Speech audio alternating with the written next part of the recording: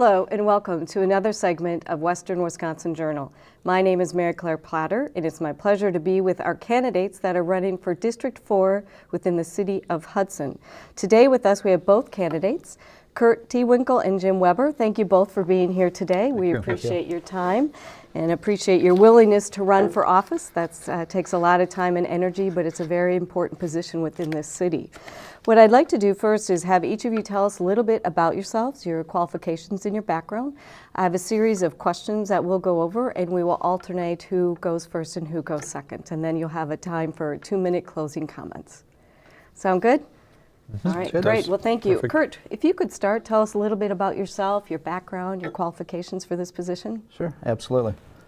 Well, I'm 42 years old.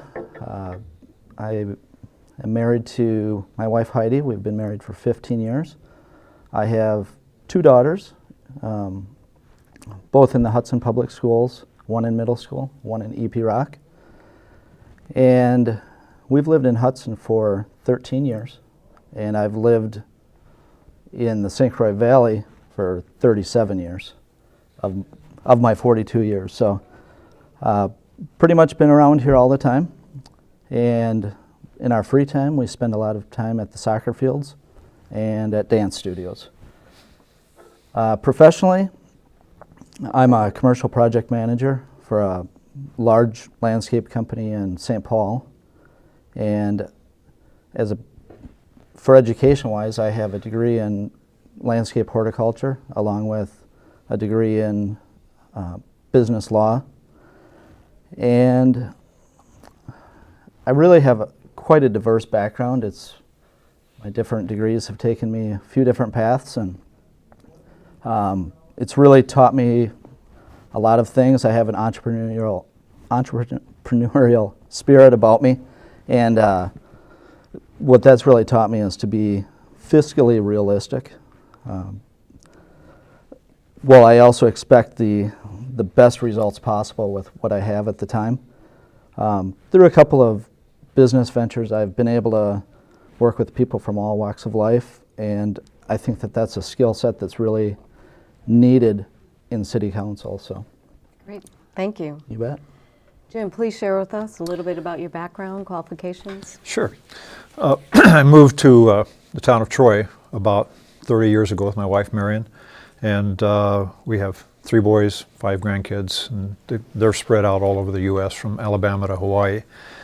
I have a degree in chemical engineering from Rose-Hulman Institute, and I worked for 3M for 37 years in various engineering positions and management positions, different functions, customer service, tech service, product engineering, manufacturing, quality engineering, so all kinds of different experiences.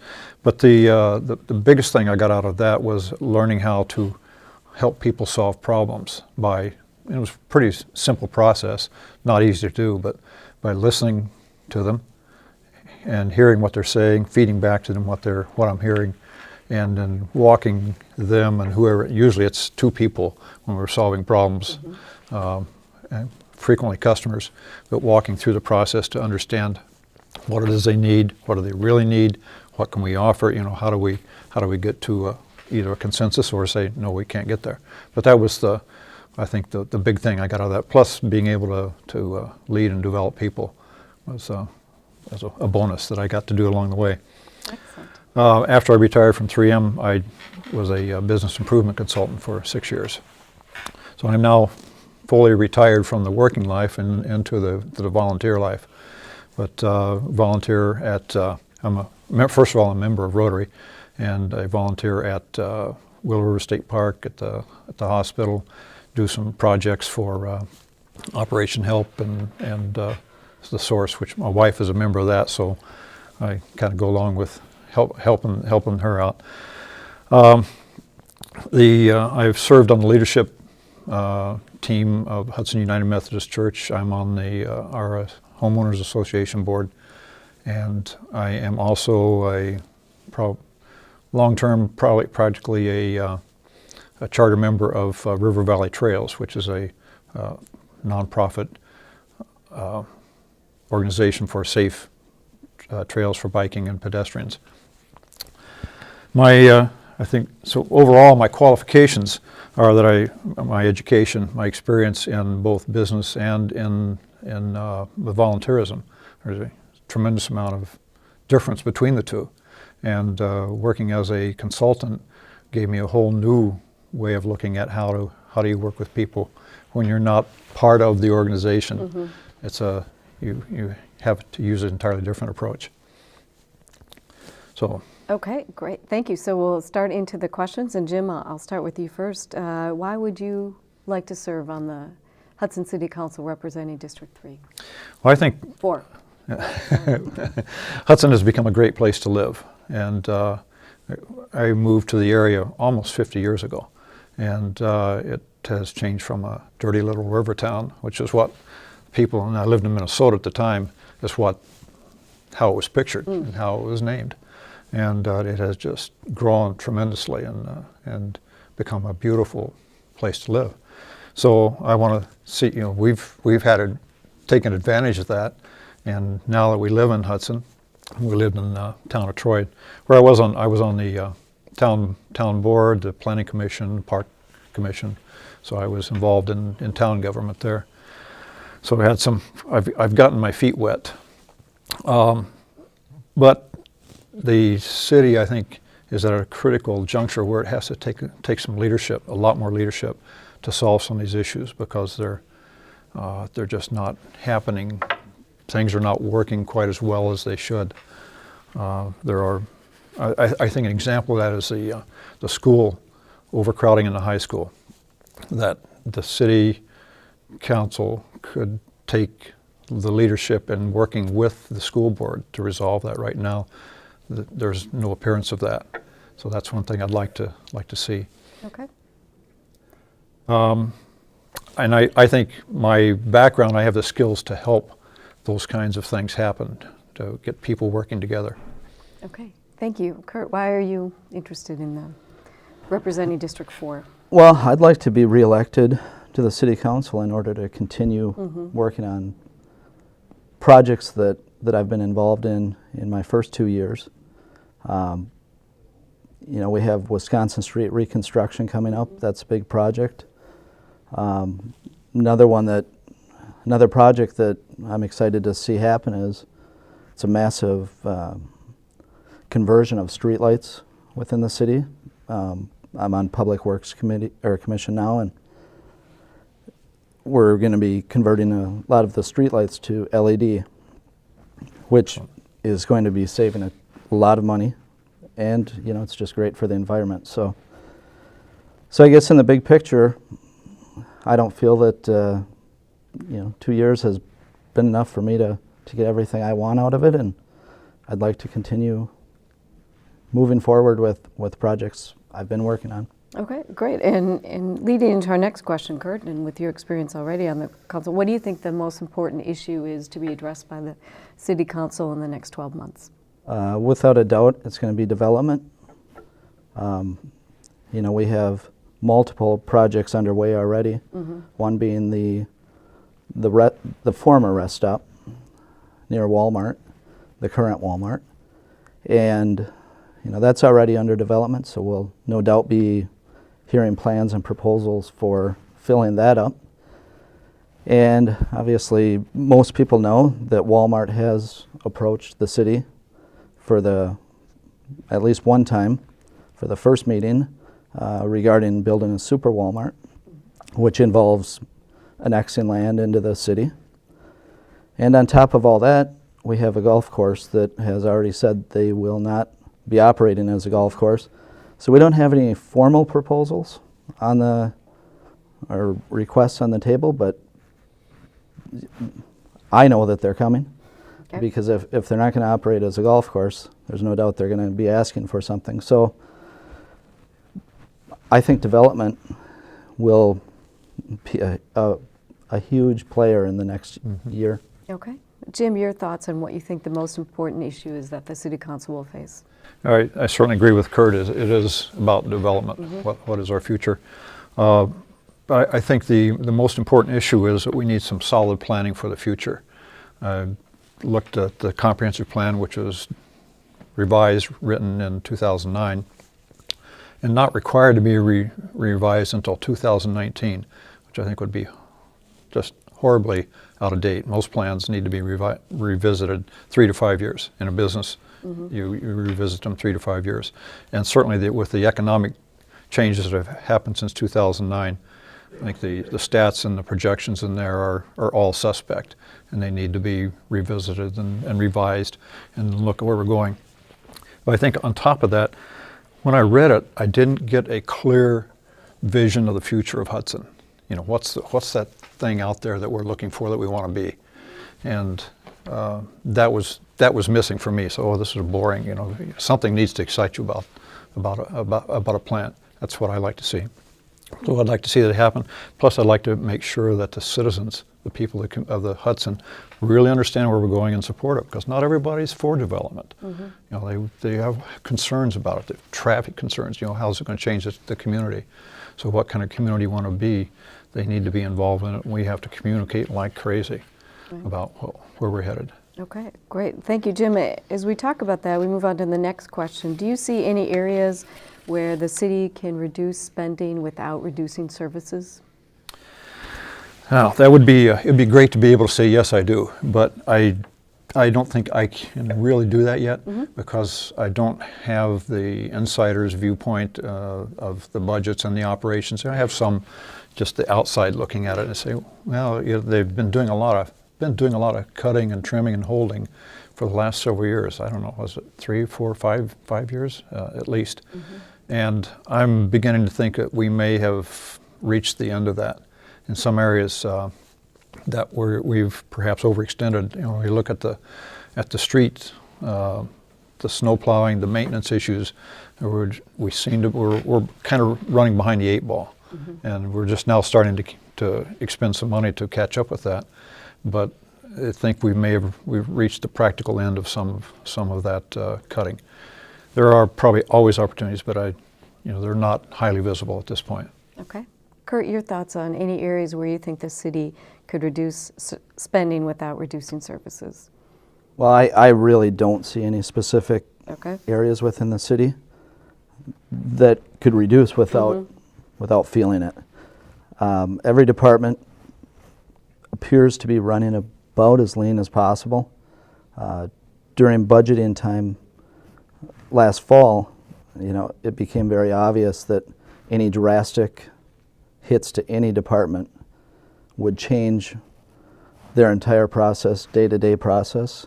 And those are all for operations that our residents, they depend on them, but they've also come to expect them. So I think we're about as lean as we can be. All right. As we think about that and services, the next question focuses on, is the city's planning for maintaining and improving the city's infrastructure sufficient enough? Is it where it needs to be? Kurt? Well, I feel the city is monitoring and reacting to infrastructure needs sufficiently. There's always going to be wish list items that simply aren't in the cards at that time, budgetary reasons.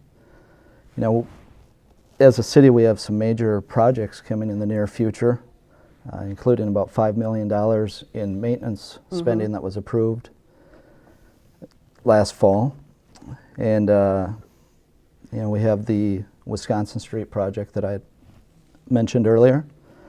And Vine Street, it's a popular street to complain about, no doubt, but,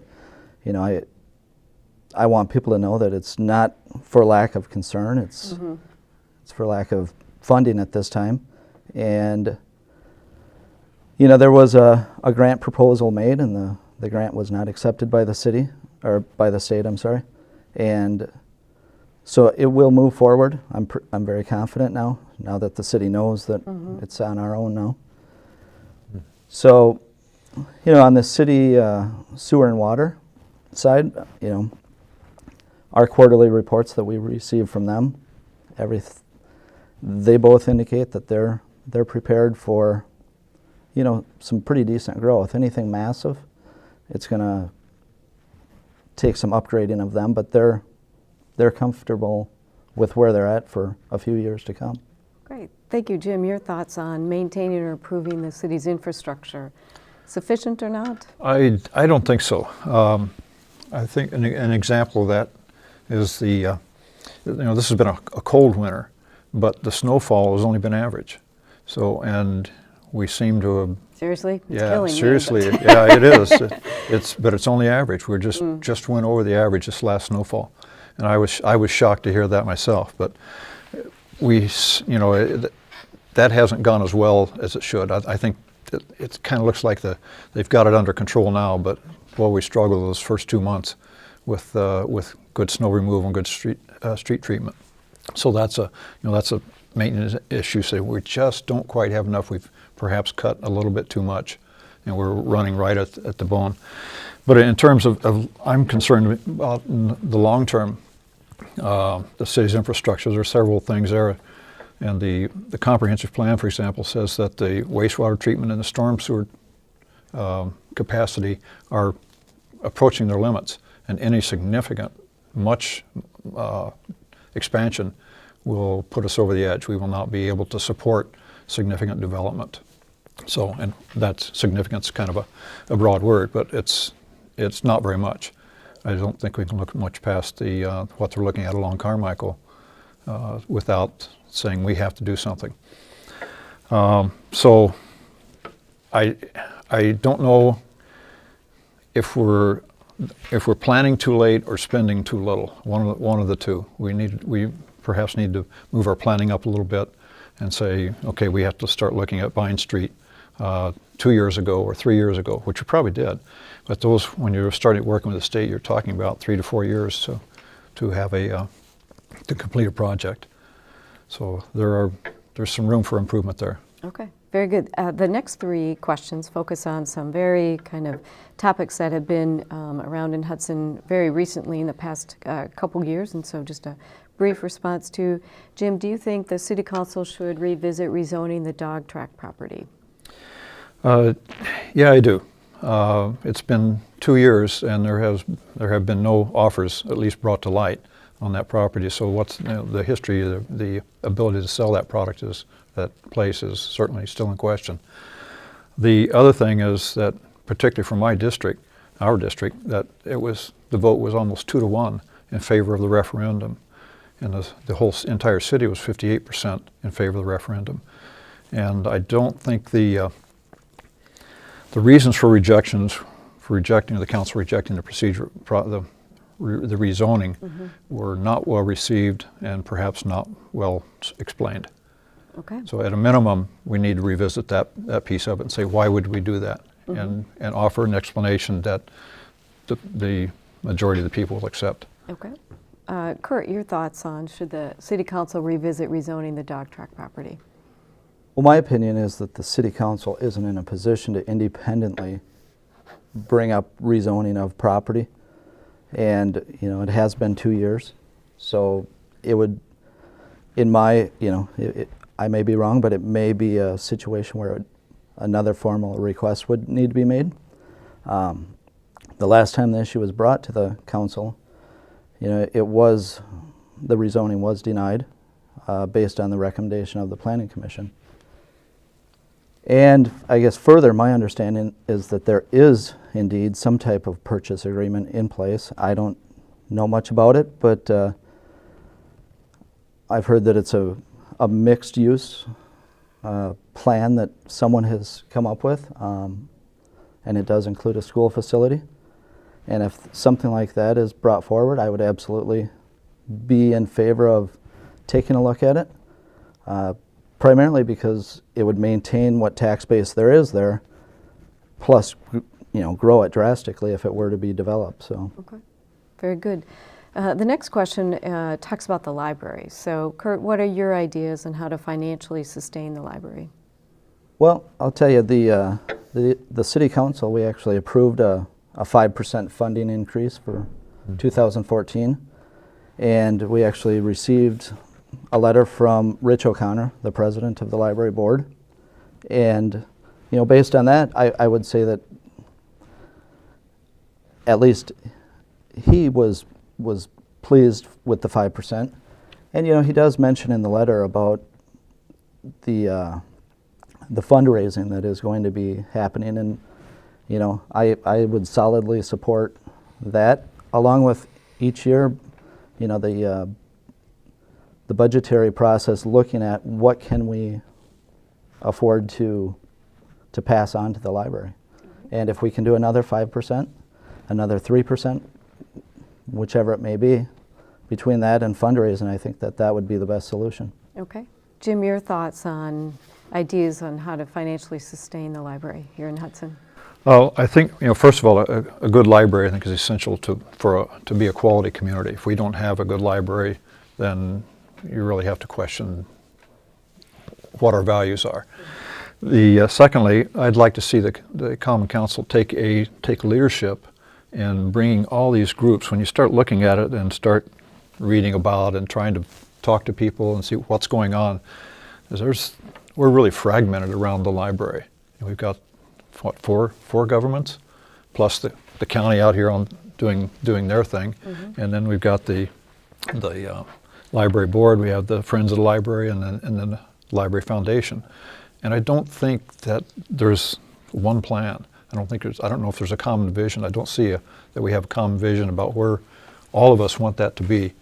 And I'd like to see the council take the leadership in making that happen. And then I think we can say, okay, here's where we want to be. Here's what it's going to take to get there. Now, who owns this piece of that? Because each of the 3 library boards has a different responsibility. One manages the money.